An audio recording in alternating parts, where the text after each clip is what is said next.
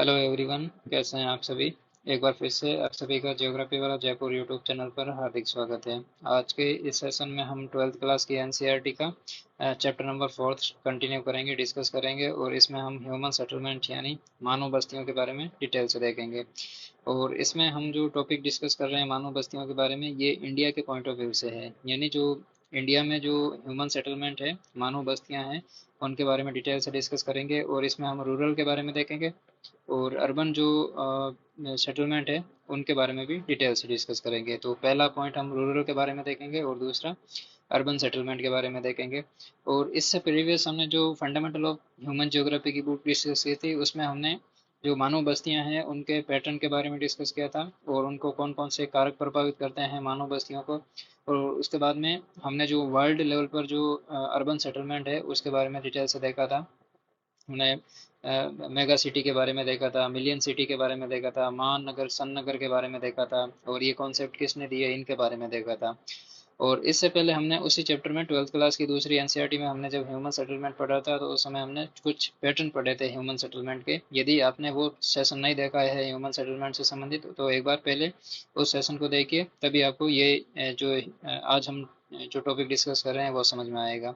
ठीक है, तो उसमें हमने जो पैटर्न बनते हैं वेरियस टाइप के, जैसे टी टाइप का पैटर्न बनता है, उसके बाद में वर्ताकार बनता है, वाई टाइप का बनता है, एक्स टाइप का बनता है, लीनियर पैटर्न बनता है, डबल पैटर्न बनता है।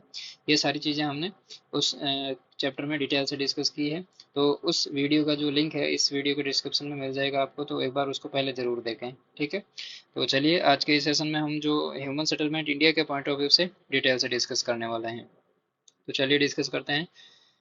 मानव बस्ती का अर्थ किसी भी प्रकार और आकार के घरों का संकुल जिसमें मनुष्य रहते हैं, यानी ह्यूमन का जो अधिवास है, जहाँ ह्यूमन निवास करते हैं, मानव निवास करते हैं, उसको हम मानव ह्यूमन सेटलमेंट कहते हैं। और जब ये संख्या में ज़्यादा हो जाए तो हम इसको ह्यूमन सेटलमेंट कहते हैं, मानव बस्ती कहते हैं। ठीक है, तो डिफरेंस यही है।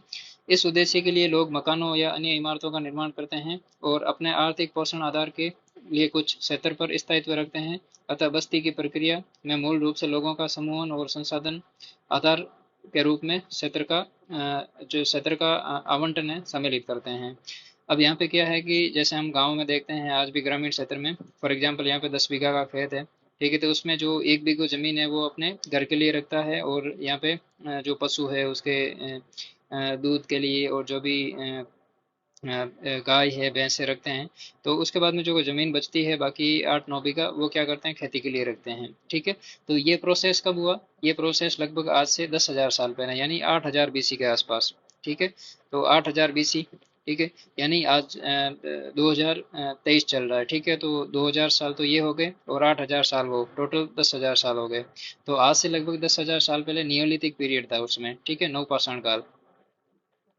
नवपाषाण काल में ह्यूमन ने एग्रीकल्चर करना प्रारंभ किया, खेती करना प्रारंभ किया। और उसके बाद में जैसे जैसे खेती करना प्रारंभ, पहले ह्यूमन क्या करता था, मानो एक जगह से दूसरी जगह पर शिकार के लिए भटकता था और अपना जो भरण पोषण था वो अस्थायी रूप से करता था। जब बाद में खेती करना प्रारंभ किया तो किसी पर्टिकुलर लोकेशन पर ह्यूमन आएगा, खेती करेगा। ऐसा तो है नहीं कि 1-2 दिन में खेती हो गई और निकल गए। ठीक है, तो ऐसा नहीं, तो वो क्या करते, स्थायित्व लाते अपने निवास स्थान पे। और ये स्थायित्व किसी नदी के किनारे होता था या किसी झील के किनारे होता था।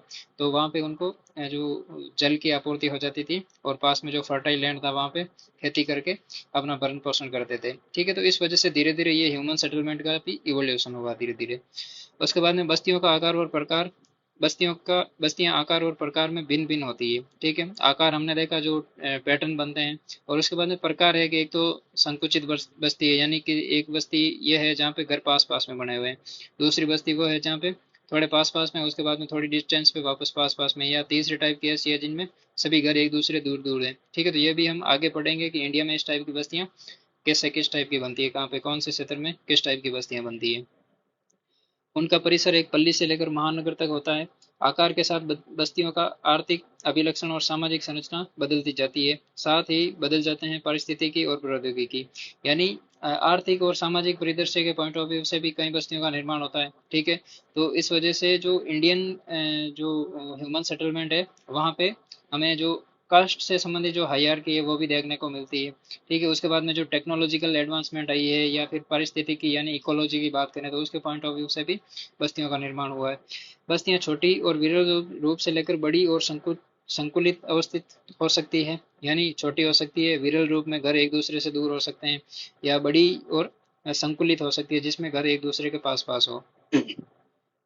विरल रूप से अवस्थित छोटी बस्तियां जो कृषि अथवा अन्य प्राथमिक क्रियाकलापों में विशिष्टता प्राप्त कर लेती है गांव कहलाती है। दूसरी ओर कम किंतु बड़े अधिवास द्वितीयक और तृतीयक क्रियाकलापों से विशेषीकृत होते हैं जो इन्हें नगरीय बस्तियां कहा जाता है। ग्रामीण और नगरीय बस्तियों में आधारभूत अंतर है।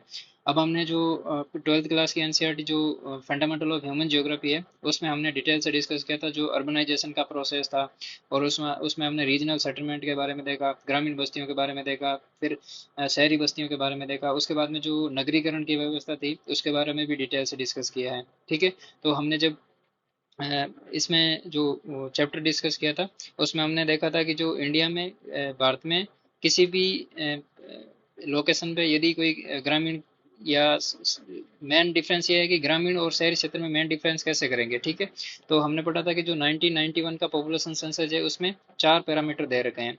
तो उनमें 4 पैरामीटर में पहला पैरामीटर था वो था कि पॉपुलेशन 5,000 से प्लस होने चाहिए किसी भी क्षेत्र की।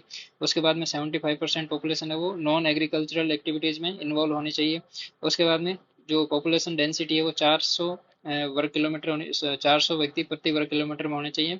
और उसके बाद में जो फोर्थ नंबर पे जो फैक्टर था वो था कि कोई कैंटोनमेंट बोर्ड होना चाहिए। ठीक है, या फिर नोटिफाइड टाउन एरिया प्लानिंग होना चाहिए। उसके बाद में जो म्यूनिसिपल कॉरपोरेशन का हेडक्वार्टर होना चाहिए। ठीक है, तो ये कोई 4 कंडीशन किसी भी ग्रामीण बस्ती में फुलफिल होती है तो उसको हम नगरीय बस्ती कहेंगे इंडिया में। और हमने ये भी देखा था कि जो दूसरे देश हैं वहाँ पे कहीं पे 15,000 पॉपुलेशन है, कहीं पर 35,000 है, और कहीं पर 3,000 लोग हैं, उनको भी हम नगर मान लेते हैं। ठीक है, तो ये जो डेफिनेशन है अलग अलग देशों में अलग अलग पॉइंट ऑफ व्यू से बदलती रहती है। ठीक है, इसका कारण क्या है वो भी हमने उस बुक में डिटेल से डिस्कस किया था।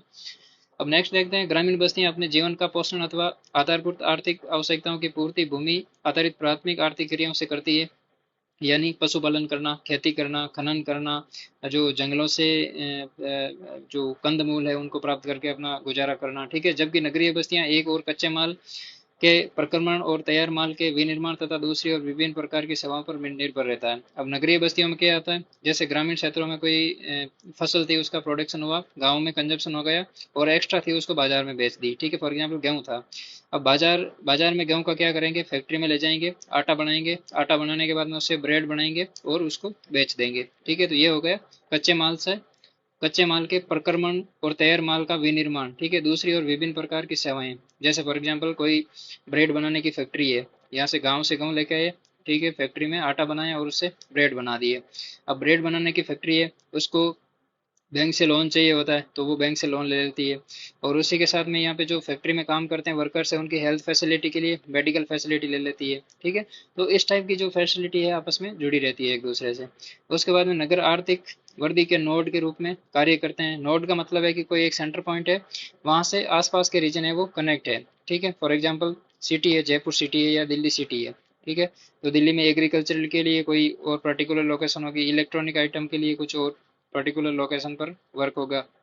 इसी प्रकार से टेक्नोलॉजिकल होगा, बैंकिंग होगा, सर्विस सेक्टर में होगा। तो ये एक नोड बिंदु है, कहने का मतलब यहाँ से सभी इस लोकेशन पर सभी सर्विस मिल जाती है जो इन पास वाले इलाकों को चाहिए। ठीक है, और ऐसी सर्विस जो इस मेन नोड सेक्टर में नहीं है तो वो पास वाले इलाके से इसको प्रोवाइड करवा दी जाती है। न केवल नगर निवासियों को बल्कि अपने पृष्ठभूमि की ग्रामीण बस्तियों को भी भोजन और कच्चे माल के बदले वस्तुओं और सेवाएं उपलब्ध करवाते हैं। नगरीय और ग्रामीण बस्तियों के बीच प्रकारात्मक संबंध और परिवहन संचार परिवहन के माध्यम से स्थापित होता है। तो जो मेन नोड है उसके बाद में जो पास में जो रीजन है उनके बीच में जो कनेक्टिविटी है वो ट्रांसपोर्टेशन फैसिलिटी से फुलफिल की जाती है। नेक्स्ट है, ग्रामीण और नगरीय बस्तियां सामाजिक संबंधों अभिवर्ती दृष्टिकोण की दृष्टि से भी भिन्न होती है। ग्रामीण लोग कम गतिशील होते हैं और इसीलिए उनमें सामाजिक संबंध घनिष्ठ होते हैं। दूसरी ओर नगरीय क्षेत्र में जीवन का ढंग जटिल एवं तीव्र होता है और सामाजिक संबंध औपचारिक रूप से होते हैं। अब ग्रामीण क्षेत्र में क्या है कि सभी एक दूसरे को जानते हैं। एक तो घर लिमिटेड है, फॉर एग्जांपल 100-150 घर हैं तो एक दूसरे सभी आपस में जानते हैं कि भाई ये इस लोकेशन पे निवास करता है और ये इस लोकेशन पे।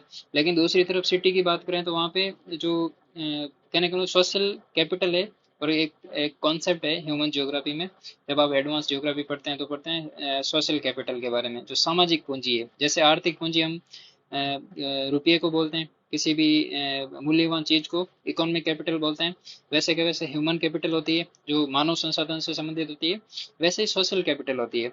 अब सोशल कैपिटल में क्या होता है कि व्यक्तियों के आपस में मेल जोल कितना अच्छा है, ठीक है, और जो एक व्यक्ति है वो दूसरे पर कितना ट्रस्ट करता है, दूसरे के भरोसे कितना बैठा रहता है, और उनको जो भरोसे बैठा रहता है वो उसका भरोसा पूरा करता है या नहीं करता, कोई वस्तु से लेके हो, कोई सर्विस से लेके हो। और तीसरी बात है कि यहाँ पे सामाजिक वैल्यू से सिस्टम चलता है सारा, मतलब समाज, कोई व्यक्ति गलती करता है तो उसको समाज दंडित करता है, और कोई व्यक्ति गलती करना चाहता है तो उसको समाज के डर से वो गलती नहीं कर पाता है, ठीक है। तो ये है सामाजिक पूंजी के कुछ आयाम। तो ये ग्रामीण क्षेत्र में ज़्यादा मिलता है। अब शहरी क्षेत्र की बात करें तो यहाँ पे ये कहने का मतलब एक दूसरे के अड़ोस पड़ोस वालों को भी नहीं जानती है कि ये कहाँ से है, कौन है, इसका बिजनेस क्या है, ये किस सेक्टर में सर्विस करता है, ठीक है, ये पहले कहाँ पे रहता था, ठीक है। तो ये सारी चीज़ें शहरी क्षेत्र में नहीं मिलती है, ठीक है। तो इसलिए ग्रामीण लोग कम गतिशील होते हैं, और सामाजिक संबंध है जो औपचारिक होते हैं कहाँ पे, शहरी क्षेत्र में, ठीक है। और ग्रामीण क्षेत्र में अनौपचारिक होते हैं, कहने का मतलब इतना वहाँ पे जो प्राइवेसी बोलते हैं या सिक्योरिटी बोलते हैं, इतना वहाँ पे वो फोकस नहीं करते हैं पर्टिकुलर, वहाँ पे कम्युनिटी लेवल पर होती है जो भी चीज़ें होती हैं, ठीक है। अब नेक्स्ट है ग्रामीण बस्तियों के प्रकार। अब ग्रामीण बस्तियों के प्रकार के पॉइंट ऑफ व्यू से देखें तो इंडिया के पॉइंट ऑफ व्यू से, तो उसमें यह है कि ग्रामीण बस्तियों बस्तियों के प्रकार निर्मित क्षेत्रों के विस्तार और अंतर्वास दूरी द्वारा निर्धारित होते हैं। भारत के कुछ 100 घरों से युक्त सहत अथवा गुंचित गांव विशेष रूप से उत्तरी मैदानी में एक सर्वत्र लक्षण है। फिर भी अनेक क्षेत्र ऐसे हैं जहां अन्य प्रकार की ग्रामीण बस्तियां पाई जाती है। ग्रामीण बस्तियों के विभिन्न प्रकारों के लिए अनेक कारक और भौगोलिक दशाएं विद्यमान है, ठीक है, उत्तरदायी है। जिसमें पहला है भौतिक लक्षण, जिसमें भूभाग की प्रकृति, ऊंचाई, जलवायु और जल की उपलब्धता। अब इस पर्टिकुलर पॉइंट की बात करें, और इससे पहले हमने ये पढ़ा कि उत्तरी मैदानी क्षेत्रों में जो गांव है वो गुंचित है। गुंचित का मतलब मैदानी क्षेत्र है, ठीक है। तो मैदानी क्षेत्र में क्या होगा, घर एक दूसरे के पास पास बने होंगे और गुंचित होंगे, ठीक है। अब दूसरी तरफ भौगोलिक लक्षण की बात करें तो भौगोलिक लक्षण लक्षण कैसे प्रभावित करते हैं। फॉर एग्जाम्पल, एक हम हिमालयन क्षेत्र की लोकेशन लेते हैं, एक मैदानी क्षेत्र की लोकेशन लेते हैं, एक मरुस्थलीय क्षेत्र की लोकेशन लेते हैं, थार के मरुस्थल की, ठीक है। तो भूभाग की प्रकृति के आधार पर हिमालय क्षेत्र में घर है जो घाटियों की तलहटी में बनेंगे या किसी समतल जगह मिलेगी वहां पे बनेंगे। मैदानी क्षेत्र में एक पर्टिकुलर बेल्ट में बनेंगे, और उसी प्रकार मरुस्थलीय क्षेत्र में जगह जगह बनेंगे, ठीक है। अब ऊंचाई ऊंचाई के आधार पर देखें तो हिमालय क्षेत्र में ज्यादा ऊंचाई पर घर नहीं मिलेंगे, ठीक है, जो घाटियां हैं वहां पर घर मिलेंगे। लेकिन जो ऊंचाई है वो मैदानी क्षेत्रों की समतल है, कहने का मतलब मैदानी क्षेत्र समतल है तो वहां पे घर एक दूसरे के पास पास मिलेंगे। वहीं पर जो उबड़ खाबड़ जो मैदानी क्षेत्र है, सॉरी, डेजर्ट एरिया, थार का मरुस्थल है, यहाँ पे घर क्या है, एक दूसरे से दूर दूर मिलेंगे, ठीक है। जलवायु, अब जलवायु आपको पता है, जो पर्वतीय क्षेत्र होते हैं वहाँ पे ठंडी जलवायु होती है, मैदानी क्षेत्र होते हैं वहाँ पे आर्द्र जलवायु होती है, और जो मरुस्थलीय क्षेत्र होते हैं वहाँ पे उष्ण जलवायु, शुष्क जलवायु होती है, ठीक है। तो जल की उपलब्धता के आधार पर, तापमान के आधार पर, ठीक है, तो इस वजह से यहाँ पे घरों की जो स्ट्रक्चर है, जो मटेरियल है, वो भी अलग अलग प्रकार के यूज होते हैं, ठीक है। तो इस वजह से जल की उपलब्धता, अब फॉर एग्जांपल जो पहाड़ी क्षेत्र है वहाँ पे कोई झील है पहाड़ों के बीच में, तो उसके चारों ओर घर बनेंगे। मैदानी क्षेत्र में कोई नदी जा रही हो, कोई तालाब हो, कोई झील हो, तो उसके चारों ओर घर बनेंगे, ठीक है। ये इसी प्रकार से कोई ट्रांसपोर्टेशन रूट हो, कोई हाईवे जा रहा हो तो उसके आसपास घर बनेंगे। वहीं पर मैदानी क्षेत्र में, रेगिस्तानी क्षेत्र में क्या होगा कि जहाँ पे जो पलाया नामक जो झीलें बनती है, ठीक है, तो उसके आसपास घर बनेंगे, और जहाँ पे पाइपलाइन से पानी पहुंचाया जा सके, तो इस पर्टिकुलर पॉइंट ऑफ व्यू से घर बनते हैं। नेक्स्ट है सांस्कृतिक और मानव जनित कारक। सामाजिक संरचना कैसी है, जाति और धर्म का जो मेल जोल है वो किसी रीजन में कैसा है, तो उसके पॉइंट ऑफ व्यू से घर बनते हैं। सुरक्षा से सुरक्षा के संबंधित, जैसे चोरियां और डकैतियों से सुरक्षा करते हैं, ठीक है। फॉर एग्जांपल जो मैदानी क्षेत्र में घर बनेंगे वो एक दूसरे के आसपास क्यों बनते हैं, क्योंकि यहाँ पे फर्टाइल लैंड होता है, लोगों के पास में अच्छी आमदनी होती है, तो ये घर पास पास में इसलिए बनाते हैं कि यहाँ पे सुरक्षा बनी रहे। उसी प्रकार से जो पहाड़ी क्षेत्र है वहाँ पे घाटियों में घर इसलिए बनाते हैं कि वहाँ पे घर एक दूसरे से पास पास रहे। यदि ये फॉर एग्जाम्पल ये पहाड़ी है और इसके इधर घाटी है और इधर घाटी है, ठीक है, तो ज्यादातर घर है जो घाटियों में बनते हैं, पहाड़ी क्षेत्र में नहीं बनते, क्योंकि इनको डर रहता है सिक्योरिटी के पॉइंट ऑफ व्यू से। उसके बाद में वृहद तौर पर भारतीय ग्रामीण बस्तियों को 4 प्रकारों से बांटा जा सकता है, ठीक है। अब ये तो थे जो फैक्टर थे, उत्तरदायी कारक थे, भौगोलिक, उसके बाद में सांस्कृतिक और मानव जनित कारक, और तीसरा है सुरक्षा संबंधित कारक। ऐसे और भी बहुत सारे कारक हो सकते हैं, ठीक है, जरूरी नहीं है कि ये 3 ही है टोटल, ठीक है। उसके बाद में नेक्स्ट है जो बस्तियों के प्रकार है, उसमें पहला है गुम्फित, संकुलित और अकेंद्रित बस्ती, ठीक है। दूसरा है अर्धगुंचित अथवा विखंडित बस्ती। तीसरा है पल्लीकृत और चौथा है परिशिक्तित एकांकी बस्ती, ठीक है। उसमें पहला पॉइंट है गुंचित बस्तियों का, यानी क्लस्टर्ड सेटलमेंट, यानी एक दूसरे के पास पास बने गाँव। जैसे आप इस मैप में देख रहे हो, उत्तरी पूर्वी राज्यों में गुंचित बस्तियों के प्रकार, यानी घर एक दूसरे के पास पास बने हुए हैं, ठीक है। बहुत कम लोकेशन में ज्यादा घर बने हुए हैं, ठीक है। तो इसको पढ़ते हैं पहले कि गुंचित ग्रामीण बस्ती घरों का एक संहत अथवा संकुलित रूप से निर्मित क्षेत्र है। इस प्रकार के गांव में रहन सहन का सामान्य क्षेत्र स्पष्ट होता है और चारों ओर फैले खेतों, खलिहानों और चारागाहों से पृथक होते हैं। यानी एक पर्टिकुलर लोकेशन होगी, वहां पे घर बनेंगे और उसके आसपास में जो भी जमीन होगी वहां पे खेती करेंगे। ऐसा नहीं है कि यहाँ पे घर बन गया, एक खेत के बीच में बन गया, एक खेत के इस पॉइंट ऑफ व्यू से बन गया, एक खेत के यहाँ बन गया, तो फिक्स बनेंगे, यहाँ पे घर बनेगा और बाकी जमीन को खेती के लिए रखेंगे। संकुलित निर्मित क्षेत्र और इसकी मध्यवर्ती गलियां कुछ जाने पहचाने प्रतिरूप और ज्यामितीय आकृतियां प्रस्तुत करती है, जैसे आयताकार, अरिये, रेखिक इत्यादि। हमने ये सारी चीजें डिटेल से डिस्कस कर ली है पहले। ऐसी बस्तियां प्राय उपजाऊ जलोढ़ मैदानों और उत्तरी पूर्वी राज्यों में पाई जाती है। कई बार लोग सुरक्षा अथवा प्रतिरक्षा के कारण से सहत गांव में रहते हैं, ठीक है। और जैसा कि मध्य मध्य भारत के बुंदेलखंड प्रदेश, नागालैंड में इस टाइप की बस्तियां बनती है, मतलब सिक्योरिटी के पॉइंट ऑफ व्यू से घर एक दूसरे के पास बनते हैं, ठीक है। तो कोई भी हमला होगा तो सभी गांव वाले मिलके उसको हमलेवार को भगा देंगे, ठीक है। राजस्थान में जल के अभाव में उपलब्ध जल संसाधनों के अधिकतम उपयोग ने सनती बस्तियों को अनिवार्य बना दिया है, ठीक है। तो इस वजह से ये गुंचित बस्तियों का निर्माण होता है। उसके बाद में अर्धगुंचित बस्तियां, यानी सेमी क्लस्टर्ड सेटलमेंट। अर्धगुंचित अथवा विखंडित बस्तियां परिलक्षित बस्ती के किसी सीमित क्षेत्र में गुंचित होने का की प्रवृत्ति का परिणाम है। अधिकतर ऐसे प्रारूप अधिकतर ऐसे प्रारूप किसी बड़े संहत गांव के प्रथंकन, सप्रथंकन अथवा विखंडन के परिणाम स्वरूप भी उत्पन्न हो सकते हैं। फॉर एग्जाम्पल, ये कोई गांव है, ठीक है, और यहाँ पे 100 घर बने हुए हैं। अब किसी कारणवश क्या हुआ कि यहाँ से 10-15 गांव घर थे, वो किसी दूसरी लोकेशन पर चले गए, तो इसके 10-15 जो घर थे उसके जो रिलेटिव्स थे, या कोई और कारण हो सकता है, इकोनॉमिक सोशल कारण हो सकता है, तो हो सकता है कि जो 15-20 और घर इसके पीछे आ गए और यहाँ पे इसके चारों ओर बस गए, ठीक है। या फिर हो सकता है कि जो बस्तियों का बसाव है, ठीक है, वो भी इसी टाइप का हो कि 10 घर यहाँ बन गए, 10 यहाँ बन गए, 10 यहाँ बन गए, ऐसे करके। तो ये अर्धगुंचित बस्तियां होती है। कहने का मतलब सभी घर पास में भी नहीं है, लेकिन सभी घर ज्यादा दूर भी नहीं है, ठीक है, तो इसलिए उनको अर्धगुंचित बस्तियां बोलते हैं। ऐसी स्थिति में ग्रामीण समाज के लिए एक अथवा अधिक वर्ग स्वेच्छा से अथवा बलपूर्वक मुख्य गुच्छ अथवा गांव से थोड़ी दूर पर रहने लगते हैं। ऐसी स्थिति में आमतौर पर जमींदार और अन्य प्रमुख समुदाय मुख्य गांव के केंद्रीय भाग पर आधिपत्य कर लेते हैं, जबकि समाज के निचले तबके के लोग और निम्न कार्यों में संलग्न लोग गांव के बाहरी हिस्सों में बसते हैं। और ऐसी बस्तियां गुजरात के मैदान, राजस्थान के कुछ भागों में व्यापक रूप से पाई जाती है। जैसे फॉर एग्जांपल बात करें, कोई बनिया होगा, ठीक है, कोई जमींदार होगा, उसकी 500 एकड़ जमीन है, ठीक है, तो वो गांव के बीच में जो भी जमीन होगी उसको आधिपत्य कर लेगा, और जो खेती का प्रोडक्शन होगा उसको लाके यहाँ पे स्टोरेज कर देगा, ठीक है। और उसके खेत में काम करने वाले लोग है वो कहने वाले खेत के आसपास रहेंगे, ठीक है। तो इस वजह से अर्धगुंचित बस्तियों के निर्माण हो जाते हैं, ठीक है। उसके बाद में पल्ली बस्तियां, यानी हैबलेट सेटलमेंट्स। कई बार बस्ती भौतिक रूप से एक दूसरे से पृथक पृथक अनेक इकाइयों में बट जाती है, किंतु इसका सबका नाम एक रहता है, ठीक है। इन इकाइयों को देश के विभिन्न भागों में स्थानीय स्तर पर पन्ना, पाड़ा, पाली, नगला, ढाणी इत्यादि कहा जाता है। फॉर एग्जाम्पल, ये कोई ग्रामीण क्षेत्र है, ठीक है, मेन गांव ये है, ठीक है, और मेन गांव ये है। उसके बाद में जो आसपास के, फॉर एग्जाम्पल यहाँ पे ये गांव बसे हुए हैं 4, ठीक है, ये कोई दूसरे गांव है, ठीक है। तो इस गांव से इस गांव के लिए जो सड़क जाती है, तो ज्यादा दूर तो नहीं, ये मेन गांव है, ये मेन गांव की बाउंड्री है, और ये चारों दिशाओं में दूसरे गांवों के लिए सड़कें जाती है। तो कुछ लोग क्या करते हैं कि थोड़े से इस गांव से थोड़े दूर, यानी 1 किलोमीटर दूर यहाँ पे घर बना लेंगे, इस साइड में यहाँ पे घर बना लेंगे, ठीक है। और इस साइड में मतलब यानी चारों साइड में कहने को 1-2 किलोमीटर के डिस्टेंस पे घर बना के रहेंगे, और जरूरत होगी तो गाँव से कोई अपना दैनिक आवश्यकताओं की पूर्ति के लिए, चाहे काम हो या चाहे खान पान की वस्तु है, वो लेके आ जाते हैं, ठीक है। तो इस वजह से इनको जो गांव के पास में जो लोकेशन बसती है, यानी यहाँ पे 20-30 घर होते हैं, कभी 50 हो जाते हैं, कभी 5 हो जाते हैं, इनको बोलते हैं डाणी, ठीक है। और नगला, पाली या पाड़ा या पाना, ठीक है, अलग अलग जगह पर अलग अलग, चूंकि इंडिया में जो लैंग्वेज की डाइवर्सिटी है वो बहुत ज़्यादा है, ठीक है, अलग अलग क्षेत्र में अलग अलग प्रकार की बोलियां बोली जाती है, तो हर एक रीजन में अपने जो क्षेत्रीय बोली होती है उसमें इनको पुकारते हैं, ठीक है।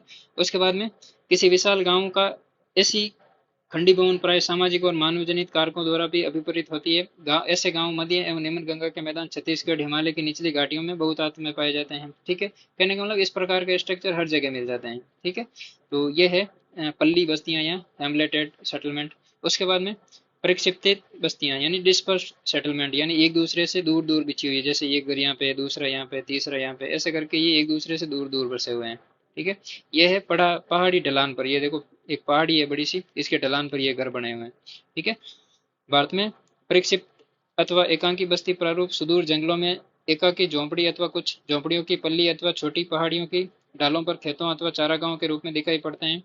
बस्ती का चरम विक्षेपण प्राय भूभाग और निवास योग्य क्षेत्र के भूमि संसाधन आधार पर अत्यधिक विखंडित प्रकृति के कारण होता है। मेघालय, उत्तराखंड, हिमाचल प्रदेश, केरल और अन्य भागों में बस्तियों का यह प्रकार पाया जाता है। अब हम कोई बॉलीवुड की या साउथ की कोई मूवी देखते हैं, ठीक है, फॉर एग्जांपल हाथी मेरा साथी या ऐसा करके कोई साउथ की मूवी थी, उसमें कुछ ऐसे जंगली क्षेत्र का फिल्मी सीन था जिसमें ये सिचुएशन थी कि कोई माइनिंग सेंटर था, मतलब जंगल के नीचे कुछ खनिज मिले हैं। ठीक है, उस खनिजों के खदान के लिए वहां पे जमीन अलॉट करने वाले थे, लेकिन एक बीच में उस फॉर एग्जांपल ये जमीन है और यहाँ पे ये जंगल है। ठीक है, और यहाँ पे कोई ग्रामीण बस्ती रह रही है, वहाँ पे जो आदिवासी लोग रह रहे हैं, और इस इतने इलाके में वहाँ पे एक माइनिंग एरिया है। ठीक है, वहाँ पे कुछ भंडार मिले हैं खनिज के, तो उसको उस खनिज को प्राप्त करने के लिए उन्होंने क्या किया, एक सेटलमेंट को हटाने की बात की। तो उस मूवी में बताते हैं हमें कि जो घर बने हुए हैं वो एक घेरे में बने हुए होते हैं। ठीक है, यानी एक संयुक्त परिवार रहता है। ठीक है, दूसरे थोड़े दूर जाते हैं तो फिर वहाँ पे एक और घर बना हुआ रहता है। ठीक है, तो इस टाइप की जो बस्तियां बसती है उनको बोलते हैं प्रक्षिप्त यानी डिस्पर्स सेटलमेंट, एक दूसरे से दूर है काफी। ठीक है, तो इस टाइप की जो बस्तियां बनती है वो कहाँ पे बनती है, एक तो जो पहाड़ी क्षेत्र है। ठीक है, जैसे ये पहाड़ी क्षेत्र है, ठीक है, चारागाहों के रूप में दिखाई पड़ते हैं, छोटे पहाड़ी, ठीक है, ढलानों पर खेत अथवा चारागाहों के रूप में बनती है। ठीक है, तो इस टाइप की बस्तियां मेघालय, उत्तराखंड, हिमाचल प्रदेश, केरल, इस टाइप के रीजन में ये बनती है टिपिक बेसिकली। तो बनती है जैसे सतपुड़ा की पहाड़ियाँ, विंध्य पहाड़ियाँ, मध्य प्रदेश वाला रीजन है, उसके बाद में पश्चिमी घाट है, पूर्वी घाट है। ठीक है, तो यहाँ पे इस टाइप की बस्तियां मिलती है, यहाँ पे एग्जाम्पल दे रखे हैं कि यहाँ पे ये मिलती है। ठीक है, तो ये था आज के इस सेशन में, हम इतना डिस्कस करेंगे। नेक्स्ट हम नगरीय बस्तियों के बारे में देखेंगे। ये इंडियन पॉइंट ऑफ व्यू से हमने बस्तियों के, ग्रामीण बस्तियों के प्रकार देखे थे। अब हम अर्बन सेटलमेंट को देखेंगे। पहला तो हम नगरीय बस्तियों के बारे में पढ़ेंगे, उसके बाद में नगरों के विकास के बारे में, और 2011 की पॉपुलेशन के पॉइंट ऑफ व्यू से जो ग्रोथ रेट है, 10 की वृद्धि दर है, और टोटल पॉपुलेशन है उसके पॉइंट ऑफ व्यू से। फिर नगरों का वर्गीकरण है जो वर्गानुसार है। ठीक है, हायरार्कियल ऑर्डर देखेंगे, कितने कैटेगरी है। ठीक है, तो ये सारी चीज़ें हम कल जो सेशन होगा उसमें कंप्लीट डिस्कस करेंगे। ठीक है, चलिए आज के इस सेशन में इतना ही है। Thank you.